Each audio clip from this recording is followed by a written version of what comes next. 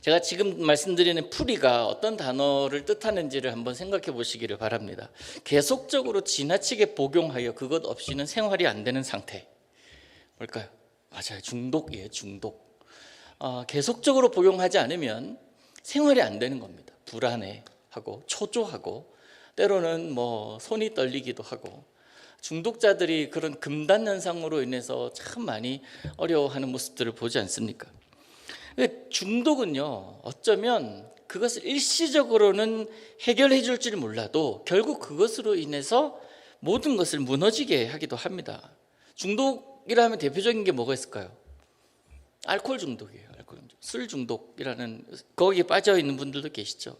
이 술 중독은 어쩌면 우리 사회에서요, 그 역사가 꽤 오래되었다고도 볼 수가 있어요. 술을 마시지 않으면 잠을 자지 못하고 냉장고에 시원한 그 술들이 쌓여 있는 모습을 보면서 마음이 평안하다라고 말씀하시는, 저는 아니에요. 오해하지 마십시오.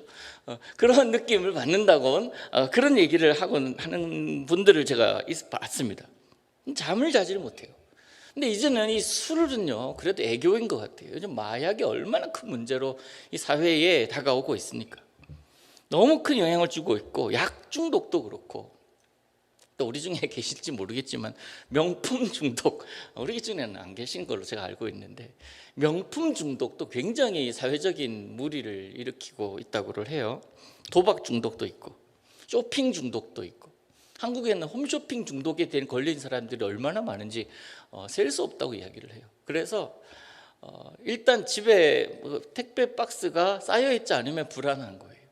그렇게 해서 주문해서 들어온 그런 물건들이, 심지어는요, 중독 중에는 사람 중독도 있다고 해요. 사람 중독이 뭔지 아세요?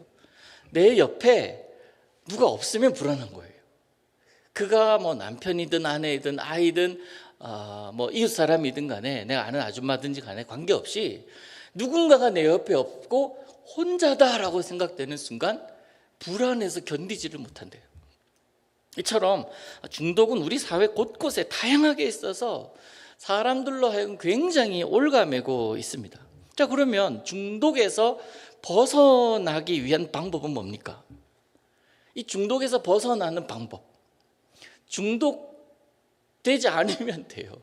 근데 중독되지 않는 방법은 뭐냐라는 겁니다. 중독의 반대쪽에 서면 돼요.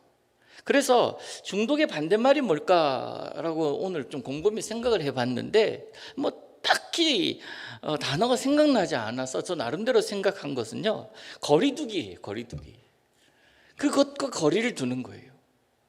그렇게 되면 금단 현상이 있고 더 어려운 상황이 놓이게 되고 불안해서 어쩔 줄 모르는 그런 상황도 있겠지만, 알코올과 거리를 두면, 또 마약과 거리를 두면 어느 정도는 이것이 해결되지 않겠나 하는 생각을 그냥 제 짧은 지식으로 해봤습니다. 너무 쉽게 말하는 것 같지만 거리를 둔다는 것, 어쩌면 정답 같아 보이지 않습니까? 오늘 말씀 시작하면서 왜 이 중독이라는 단어를 생각하게 되었냐면요, 오늘 좀 과하다라고 생각하실 수도 있겠지만 이 지금 제자들이 어쩌면 지금 중독 상태인 것 같다라는 느낌을 말씀 준비하면서 확 받았어요. 지난 시간에 제가 바리새인과 이 사두개인들이 예수님을 시험하려고 다가왔던 이야기를 드리지 않았습니까?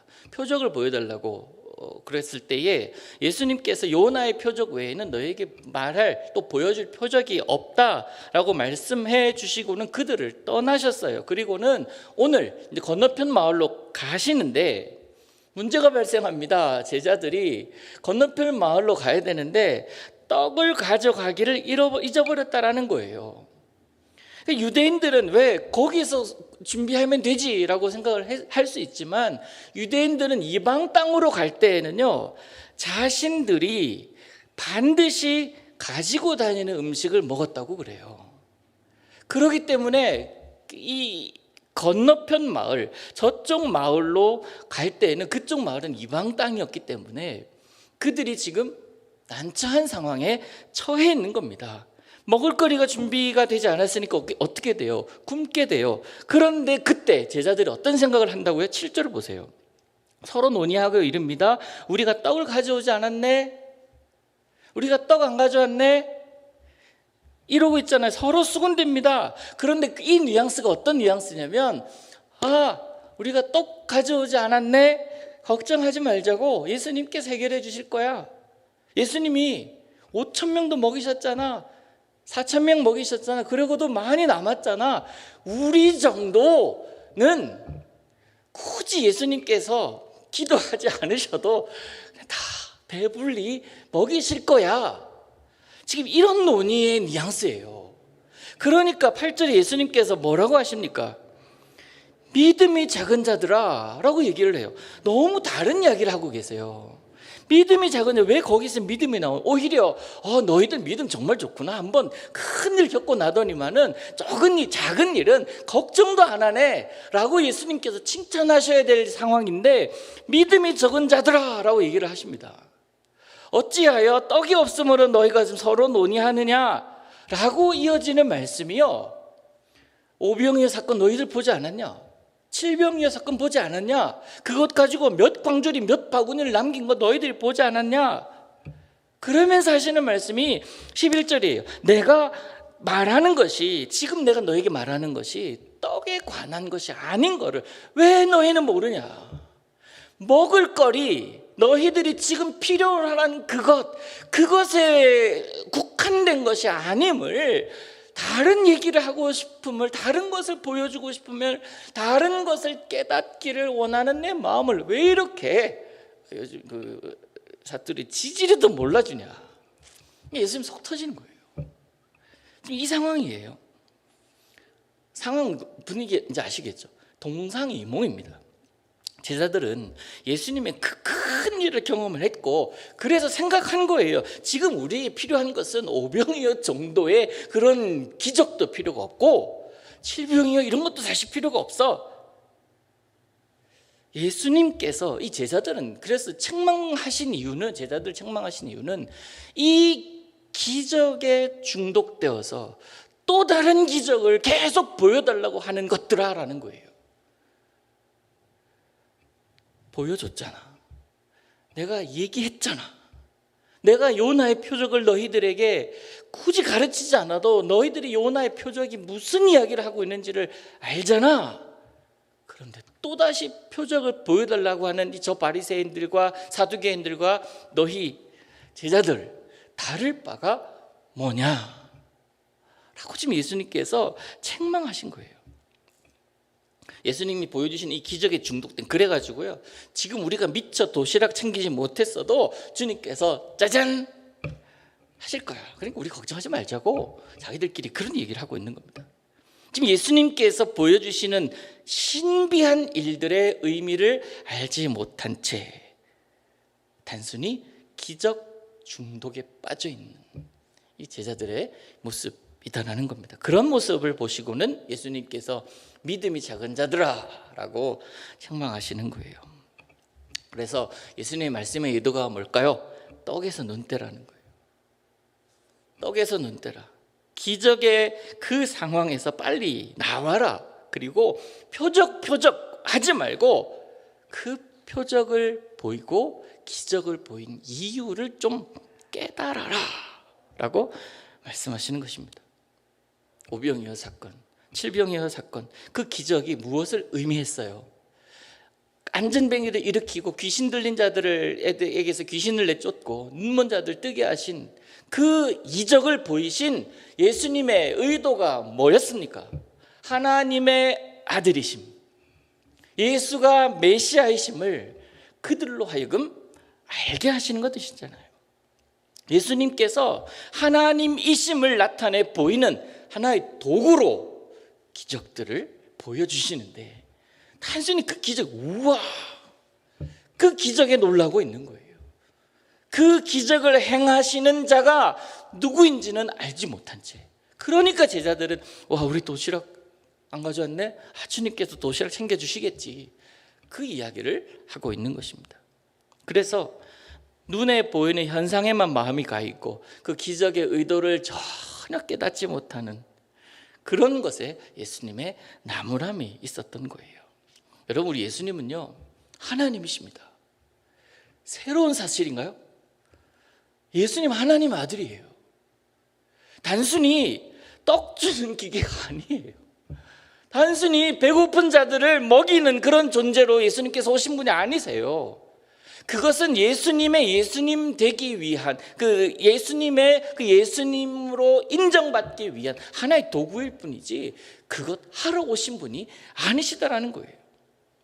사람들을 먹이는 것이 기적이 아니라, 그래서 제가 생각하기에 진짜 기적은 그 살아계시다는 하나님께서 육신의 몸을 입고 지금 그들 앞에 있다는 것 자체가 기적 아닙니까? 믿을 수 없는 사실 아닙니까? 그것이 기적인데 그 인류 역사상 더 큰 기적이 어디 있냐고요. 그것을 사람들이 몰라주는 것이 예수님의 마음에는 너무너무 슬펐다라고밖에 생각할 수가 없어요. 예수님을 하나님으로 알아보지 못하는 것은 제자들뿐만 아닙니다. 여기 나오는 모두가 다 그래요. 다 바리새인들, 사두개인들 너무나 일관되게 쭉 못 알아봅니다.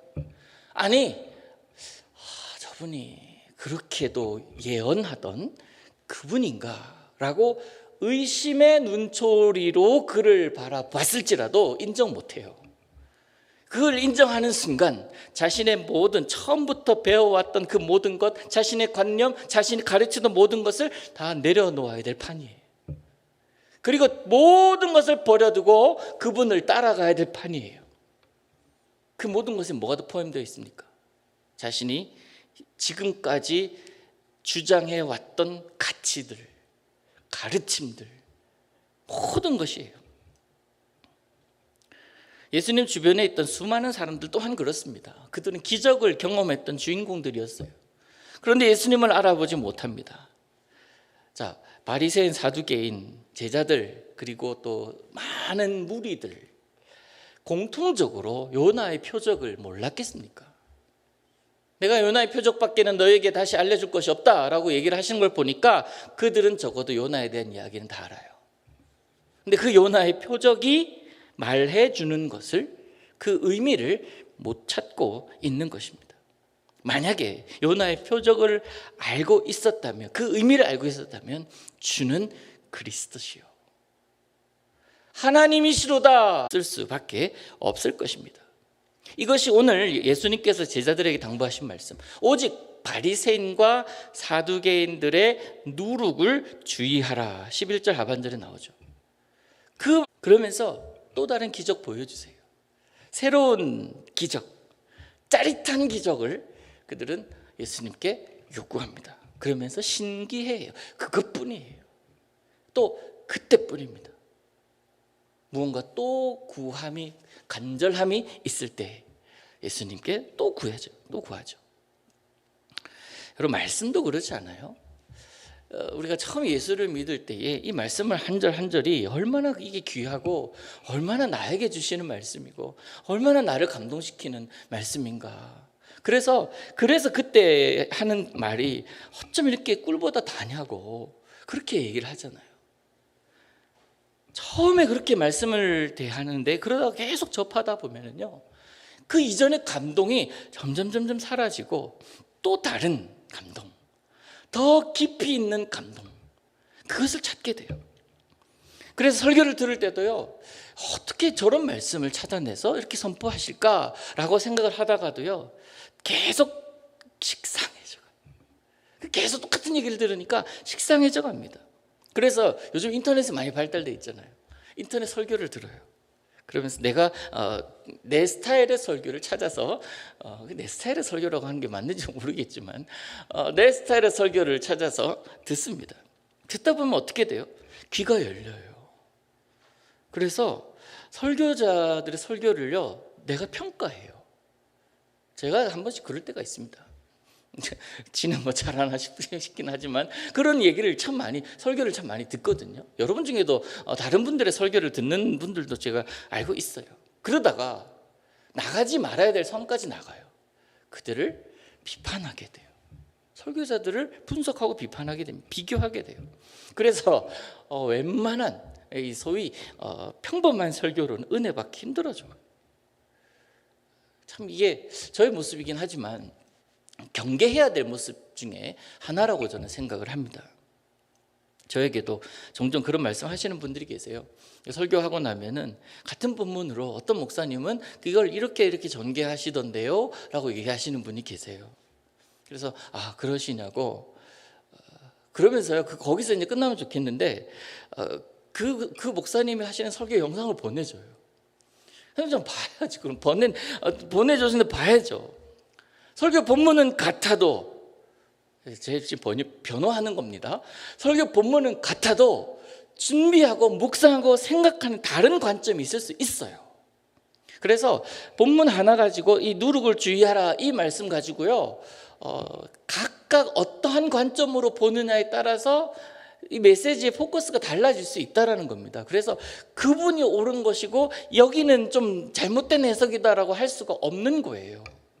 우린 그걸 기억해야 돼요. 그래서 만약에 제가 그런 생각을 했어요. 두 관점의 설교를 들었다면 두 관점이 동시에 적용되는 삶을 살고 계시나요? 라고 묻고 싶은 게 여기까지 나와요. 세 가지의 설교를 들었다면 세 가지의 모습으로 살아내고 계십니까? 라고 여기까지 나온다니까요. 안 하죠. 근데 제가 안 하죠. 큰일 나죠. 근데 여러분 기억하셔야 돼요. 그렇게 살아내지 못합니다 라고 이 질문에 대답을 할 것 같으면 그 말씀을 들은 자신의 믿음 없음을 돌아봐야 된다라는 거예요. 예수님의 메시지가 선포됐어요. 예수님의 메시지가 선포됐는데 그 중에 그 어느 누구도 예수님의 말씀하신 그 의도를 정확하게 캐치하지 못하고 엉뚱한 짓 하고 있잖아요. 오늘날 우리들의 모습일 수 있습니다. 하나님이 지금 내게 주신 은혜가 얼마나 많은지 그거 하나하나 세어보면은 하나님께서 내게 해주신 복이 이렇게도 많았구나라고 고백하게 되겠지만, 그러나 우리는 그것은 당연한 것이고 지나간 것이고 이미 해결된 것이고 지금 내 앞에 주어진 문제 주님께서 또 해결해 주셔야 합니다라고 주님 앞에 나아가는 것이 우리들의 실체 아니냐고요. 큰일 아닙니까? 믿음이 없는 자들아 라고 말씀하시는 이 예수님의 음성이 지금 내 마음속에 찔러야 돼요. 내가 지금 무엇을 기도하고 있는가? 아까 우리 영수 권사님 기도하셨잖아요. 내가 구하는 것이 주님의 뜻인 것처럼 생각하고서 우리가 기도하는 것은 아닌가? 제가 권사님 기도하실 때 찔렸어요. 나도 그러고 있지라고 하는 생각에 모두가 다 지금 이 시대에 예수님과 함께 있었다면, 제자 중에 한 사람이었다면, 아니야, 우리 지금 이거 없어도 주님이시면 되잖아. 떡을 주시는 주님이 아니라 앞에 조건 다 빼고 주님이시면 되잖아 라는 것이어야 한다는 거예요. 주님이시면 되잖아. 예수님께서 오늘 본문에서 말씀하고 계신 누룩이 있잖아요. 누룩이요. 술을 만들 때 사용하는 효모를 말하지 않습니까? 근데 성경에서 누룩이라는 단어가 종종 나오는데 상징적인 의미일 때가 참 많아요. 즉 누룩은요, 다른 것에 영향을 줍니다. 걔 하나로는 뭔가 안 돼요. 다른 것의 성질을 변화시키는 것이 누룩이잖아요. 그리고 적은 양인데도 불구하고 많은 부분에 있어서 변화를 시킨다는 것, 이런 누룩은, 그래서 성경에서요 긍정적인 측면과 부정적인 측면을 동시에 보여주고 있어요. 그래서 일부에서는 긍정적인 비유로 사용하지만 대부분의 경우에 있어서요 이 누룩은 은밀한 악행이 빠르고 넓게 퍼져나가는 것을 묘사할 때 사용하고 있습니다. 이 부정적인 의미로 예수님께서 말씀하실 때는요, 주로 어떤 사람들을 빗대어서 하고 있냐면 지도층의 가르침이에요. 바리새인들, 오늘 얘기하는 이 사두개인들, 그런 자들의 가르침을 주의하라. 바로 나오잖아요. 지금 그 얘기를 하고 계시거든요. 바리새인의 외식과 그들의 습관을 주의하라. 그들의 가르침을 주의하라 라는 의미로 사용됩니다. 역사가였던 요세푸스 한 번씩 들어보셨을 겁니다. 그분의 기록에 의하면요, 예수님 당시에 활동하던 바리새인들이 거의 한 6천여 명 정도 됐다고 그래요. 6천여 명. 그리고 사두개인들은 그들보다 조금 이제 적었지만 이들은요, 사람들에게 굉장히 큰 영향을 미치고 있었던 건 사실입니다. 그래서 어쩌면 그들의 가르침이 그들의 시대 정신이라고도 할 수 있었어요. 예수님은 그들의 교훈을 누룩에 비유하고 계시는 거예요. 그들의 교훈이 무엇인지 간단히 보면 이랬습니다. 바리새인들의 누룩을 조심하라 했을 때 그 누룩은요, 외식하는 거예요. 사람들에게 보이기 위한 행동. 일주일에 2번씩 금식하면서 11조 열심히 하고 사람들이 보는 앞에서 열심히 기도하잖아요. 그런 것들을 주의하라는 거예요. 그런 것들은 기도가 아니다. 그런 것들 금식이 아니다라는 겁니다. 그러면서 기도란 무엇인가를 가르쳐 주셨고 진정한 금식이란 무엇인가를 예수님께서 가르쳐 주고 계시잖아요. 겉은 번지르르한데 정말 그럴싸한데 알고 보니까, 자세히 보니까 뭐예요? 회칠한 무덤 같은, 번지르르 하나 그 속에는 다 죽은 것, 그것밖에 없는 것, 그것을 바리새인의 누룩이라고 하고, 사두개인의 누룩은요, 이거는 뭐 한마디로 얘기하기도 어렵지만 세속주의, 현실주의 이런 단어라고 생각하시면 돼요. 이 사두개인들의 대부분은 예루살렘의 귀족들과 대제사장들이었어요. 그리고 당시에 정치적인 힘이 있던 로마의 그 기득권자들과 교류하면서 이런 누룩을 주의하라는 거예요. 여러분, 우리가 살아가면서 바라보는 것은 이 땅에 있는 것이 아닙니다. 돈과 명예, 권력이 우리의 목표가 되어서는 안 됩니다. 이런 가치를 우리가 가지고 살아가잖아요. 왜? 그리스도인이니까 참된 소망은 주님께 있으니까. 그렇다고 해서 돈이 필요 없거나 권력이 필요 없거나 뭐 명예가 필요 없다라는 말은 아니에요. 주님께서 때때로 그것들을 복음을 전하는 데 사용하시기도 합니다. 그래서 그런 것들을 철저하게 배제하고 나는 무소유로 살겠다라는 분들도 계시지만 다 옳은 것은 아니에요. 주님께서 복음을 전하기 위해선 너가 좀 가졌으면 좋겠다 라고 생각하시는 자에게, 은사가 있는 자에게 그에게 부를 주셔요. 권력을 가지고 그 권력을 남용하여 칼을 휘두르는 자가 아니라 그 권력을 통하여 정말 권력이 무엇인지, 정치력이 무엇인지를 보여주기 위해서 그리스도인을 그 자리에 세우시기도 하잖아요. 필요 없다는 게 결코 아닙니다. 예수님의 부르심과 예수님의 교훈을 따르다 보면은 누군가에게는 돈이 주어지기도 하고 누군가에는 권력이 주어지기도 합니다. 그렇게 세움받은 자들에게 그것이 주어졌을 때 돈이 빛을 발하는 것이고요, 권력이 사람을 위해서 사용되는 거예요. 사람을 이용하는 게 아니라 사람을 위하여 권력이 이용되는 거예요. 그게 올바른 것 아닙니까? 단순히 돈을 쫓고 단순히 명예를 쫓고 단순히 권력 가지기 위해서 노력하는 것과는 차원이 다른 거예요. 제자들은 예수님의 말씀의 의도, 이 말씀을 듣기 이전에는요, 우리가 떡 안 가져왔다라고 하면서 그들끼리 막 논의해요. 아까 말씀드렸지만 만약에 떡 안 가져온 것이 문제가 된다면 왜 믿음이 없느냐가 아니라 뭐가 돼야 됩니까? 왜 이렇게 준비성이 없냐라고 해야죠. 왜 이렇게 너희들 정신 못 차리냐라고, 이 땅이 어느 땅인데 라고 해야 되지 않습니까? 제자들이 떡에 관심을 두었다라는 것이 그들의 믿음 없음을 말해주는 것처럼 우리가 무엇에 관심을 두느냐 하는 것은요, 우리의 믿음이 어떠하냐를 증명해 보입니다. 그래서 여러분, 오늘 여러분의 관심사는 뭐였습니까? 여러분이 생각하는 것은 뭐였어요? 어디에 관심을 두느냐 하는 것이 우리의 믿음이 어떠한가를 증명하는 것이라면 우리의 관심사는 어디여야 했습니까? 무언가를 주시는, 무언가를 해결하시는, 무언가를 채우시는 예수님, 거기에 관심이 있는 것이 아니라 그 예수님에 관심이 있어야 되는데 그 앞에 관심이 있었다면 예수님의 이 믿음이 적은 자들아 라는 책망을 받기에 우리는 합당한 사람들이다 라는 것을 기억해야 할 것입니다. 예수님은 먼저 그 나라와 그의 의를 구하라고 말씀하셨잖아요. 이 말이 무슨 뜻입니까?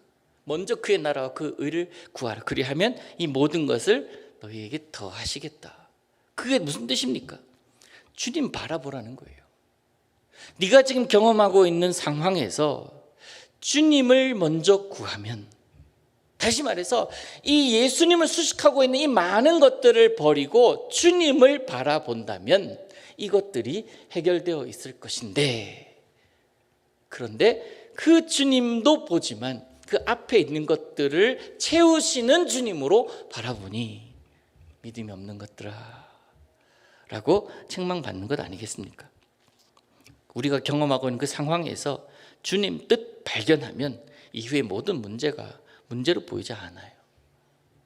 주님이 답이신데, 주님이 해결책이신데 문제가 더 있습니까? 하나님의 나라와 그의 의에 관심을 두지 못하고 여전히 먹고 마시는 입의 문제, 거기에만 내가 관심이 있다면 우리 믿음도 제자들의 모습과 다르지 않을 것입니다. 그런 면에서 볼 때요, 제자들은요 떡 때문에 염려할 필요가 없었던 자들이에요. 도시락 챙기지 못했다라고 하면서 서로 논의할 필요가 없었던 자들입니다. 말씀만 하시면 모든 것이 이루어지는 예수님과 함께하고 있어요. 그렇게 보았으면서, 그렇게 경험했으면서 또다시 잠깐 바뀌고 장소가 바뀌고 현실이 바뀌니까 거기 묻혀버려요. 예수님이 이 문제를 해결해 주시는 예수님, 그렇게만 보이는 거예요. 그게 해결되지 않아도 주님과 함께 있으면 괜찮습니다. 이 차원의 믿음의 고백을 우리 예수님은 기대하셨는데, 여러분, 말씀만 하시면 모든 것을 이루시는 예수님이 여러분과 함께하고 있음을 믿으시기를 바랍니다. 근데 그럼에도 불구하고 일상에서 걱정이 되고 염려가 된다면 뭐가 부족하다는 증거입니까? 믿음 아니에요, 믿음.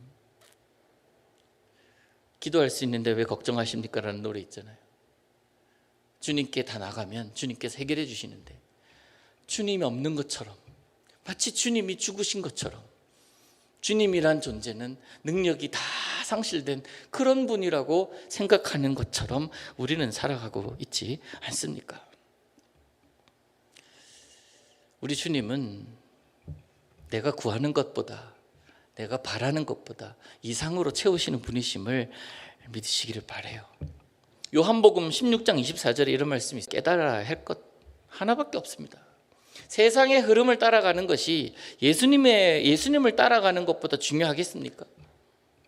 아니라고 대답하시지만 사실상 그 흐름을 모르고서는 이 땅에서 살아가기 어렵다는 것을 우리는 다 압니다만은, 그러나 잊어버리지 말아야 될 것은 세상의 흐름, 세상의 소리에 내가 파묻혀 있어서는 안 된다라는 거예요. 중독되지 맙시다. 내 생각에도 중독되지 말고요, 내가 해오던 그런 습관에도 중독되지 말고 예수님께만 중독되기를 원합니다. 수식어를 많이 붙이지 않아도 그저 예수님의 이름, 그 이름이면 돼요. 그 이름을 우리에게 하나님께서 주셨습니다. 다음 주에 보겠지만 세상 사람들은 여전히 예수님을 예수님으로 인정하지 못해도 그렇게 살아가요. 그저 선지자 중에 하나라고 이야기를 하고 율법에 정통한 한 사람이라고 이야기를 말해도 베드로가 했던 고백이 우리 예수님을 기쁘게 하지 않았습니까? 그리스도시구나, 하나님의 아들이로구나 라고 고백하지 않았습니까? 그 고백 없이는 그리스도인이라고 할 수가 없어요. 그 고백 위에 예수님께서 교회를 세워 나가시지 않습니까? 여러분, 누룩 조심하시기를 바라요. 나도 모르게 그 누룩에 빠져 있을 수 있고, 나도 모르게 예수님께서 하시는 그 일, 거기에 이것이 위선인지, 이것이 탐욕으로 인한 것인지, 아니면 정말 영혼을 사랑하는 모습으로 하는 행위인지를 정확하게 구분해야 돼요. 그러면서 예수님의 인정을 받아야 돼요. 사람들의 인정이 아니라, 물론 필요하겠지만 정작 인정받아야 될 분은 예수님이십니다. 예수님의 인정을 받아야 돼요. 우리의 행위가, 우리의 믿음이. 정직함과 순결함으로 우리 주님 앞에 나아가십시다. 그것을 우리 주님은 원하십니다. 주님 다 아십니다. 그래서 언제나 어디서나 그리스도인으로 우린 살아가야 하는 자들이에요.